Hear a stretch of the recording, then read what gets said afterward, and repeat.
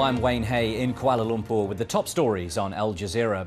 US officials say an Army mental health doctor has shot dead 12 people and wounded 31 at the Fort Hood Army base in Texas. The gunman's been named as Major Nidal Malik Hassan. He's now in hospital in a stable condition after being shot several times. He was reportedly about to be deployed overseas. More from Josh Rushing at Fort Hood. Oh, there's a new picture coming out about him now, and it's a disturbing picture indeed. First generation American, his parents came from Palestine, we're being told, joined the Army right after high school.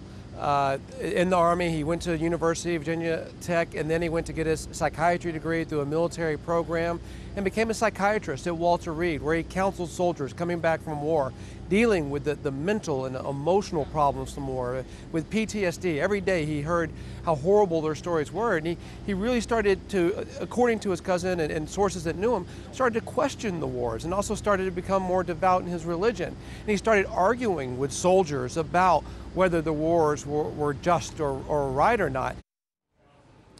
Palestinian President Mahmoud Abbas says he won't run for re-election in January. The announcement throws more uncertainty on the future of the Middle East peace process.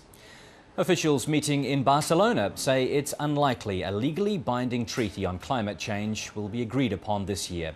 Hopes were that international agreement could be reached before next month's 190-nation summit in Copenhagen, Denmark. Instead, delegates are now working towards a political deal while negotiations on a treaty continue.